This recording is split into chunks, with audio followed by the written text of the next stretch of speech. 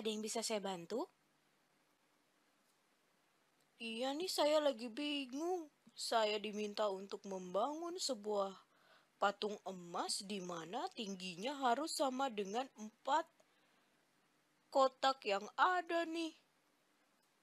Bagaimana ya caranya?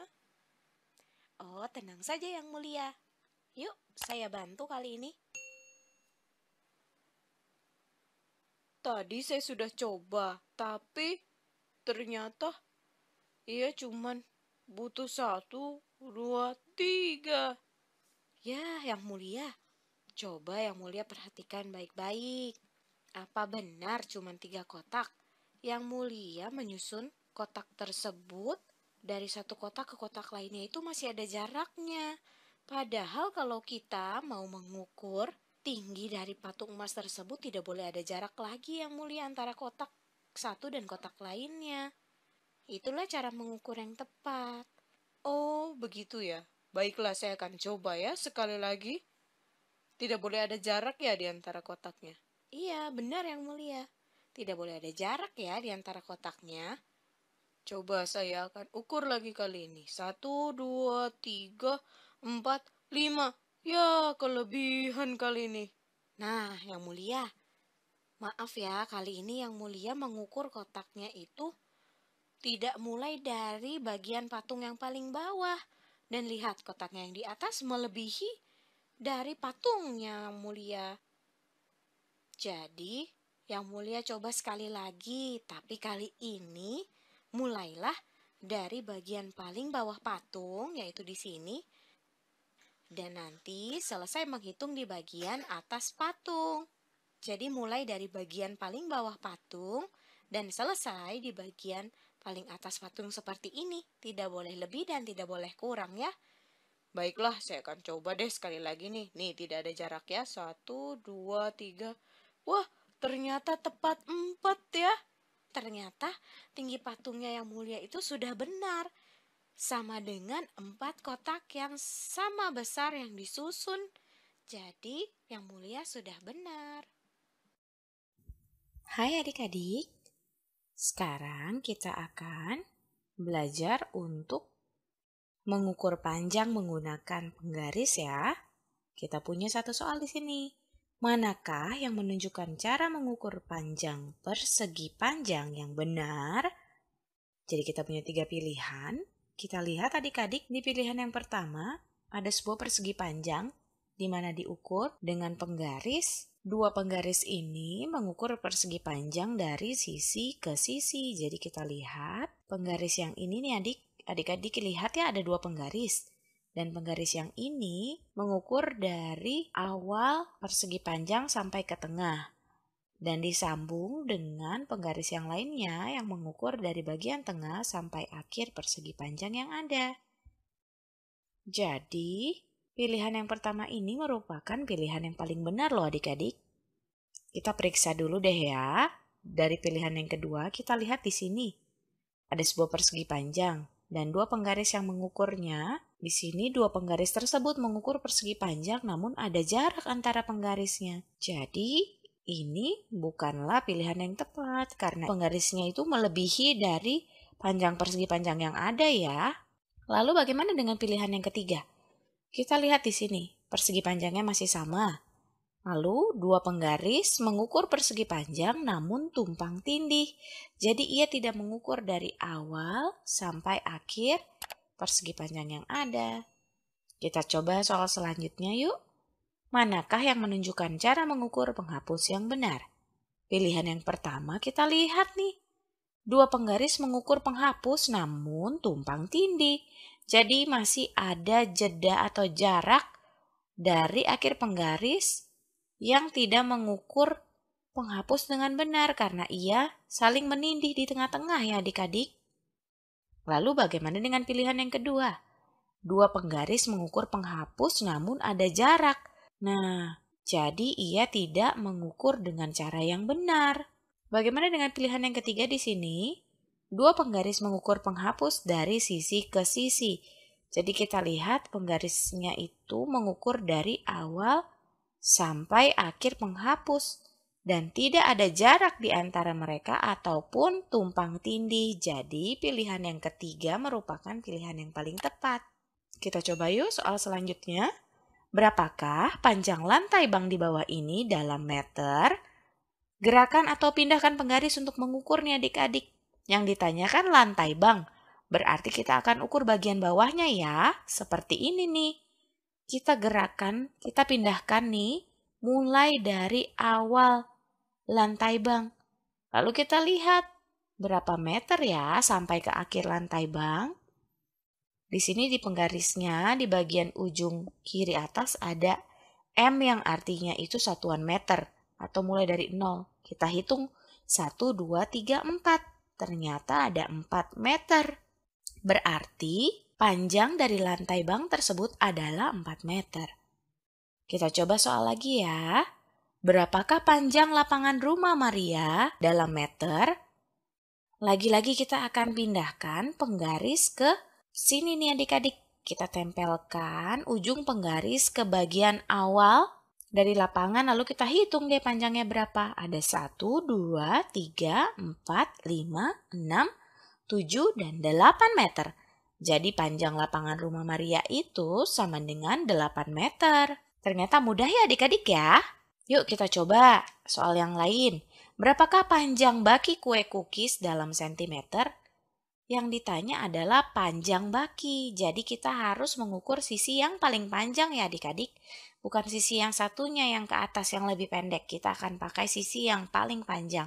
Kita pindahkan ya. Lalu kita tinggal hitung deh. Berapa panjangnya? Kita tempelkan di sini. Jadi bagian paling pinggir kiri penggaris berada di awal baki. Lalu kita lihat ia berakhir di angka berapa? Ternyata di angka 8. Jadi jawaban kita adalah panjang baki kue cookies dalam sentimeter adalah 8 cm. Sampai di sini mudah bukan adik-adik?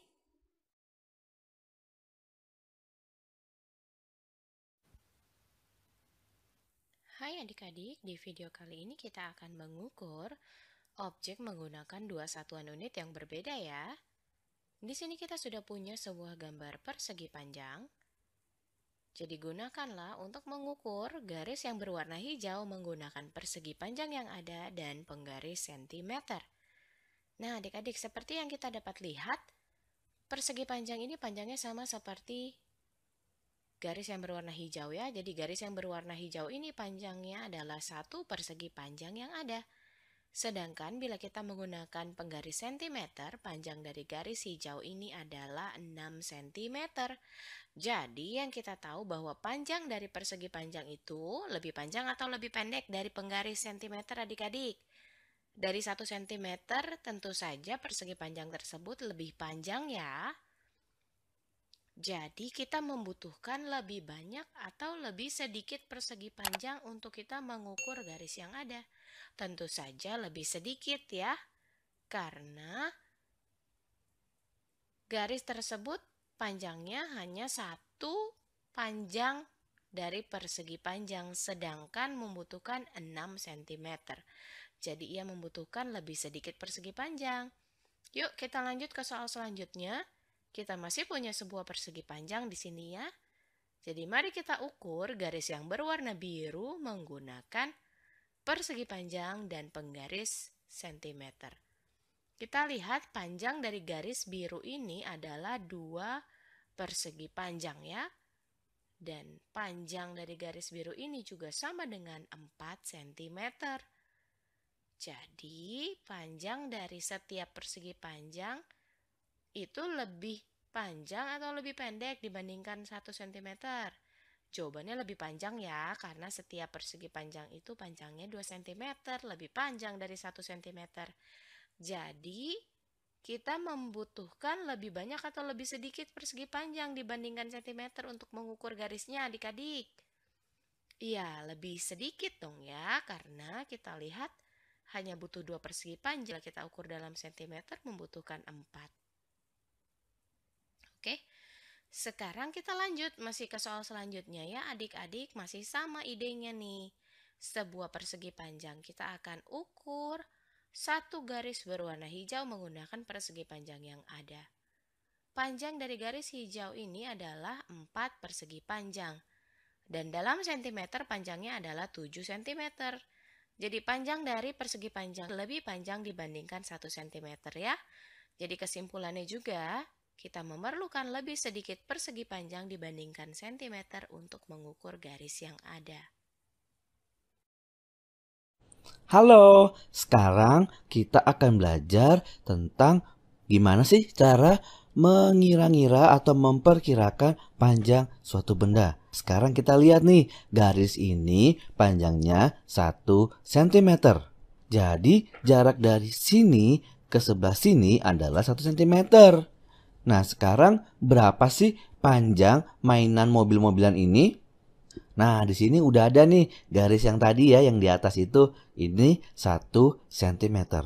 Nah, tapi kita lihat nih, berapa banyak sih garis yang kita butuhkan supaya bisa ngukur seluruh panjang mobilnya.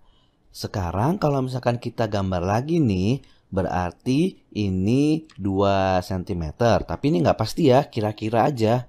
Terus kita tambahin lagi, ini 3 cm. Terus tambahin lagi, jadinya 4 cm. Oh, ternyata panjang mobil-mobilan ini kira-kira sekitar 4 cm. Nah, kita coba gambar yang lainnya yuk. Di sini ada 2 gambar bunga matahari. Dan di sini kita bisa lihat, kalau bunga matahari yang pertama panjangnya 40 cm. Berarti yang kedua tingginya berapa ya? Coba kita pikir sama-sama ya. Nah, panjang seluruhnya, yang panjang ini nih, kan 40 cm. Dan kalau kita lihat bunga matahari yang kecil ini, kita gambar dulu ya, biar gampang kira-kiranya. Kira-kira sekitar setengah dari tinggi bunga matahari yang tinggi kan? Nah, berarti berapa sih setengah dari 40? 40 itu kan 40-an. Berarti setengahnya 40-an itu 20-an. Tinggi bunga matahari yang pendek ini kira-kira setinggi 20 cm. Kita coba lihat lagi ya. Jadi kira-kira sekitar 20 cm lah. Atau cara lainnya adalah gini. Kalau tinggi keseluruhan bunga mataharinya 40 cm, terus setengahnya kan 20. Berarti setengahnya lagi 10 cm. Kita tulis lagi ya. 10 cm, di sini 20 cm, di sini 30 cm, dan yang paling tinggi 40 cm.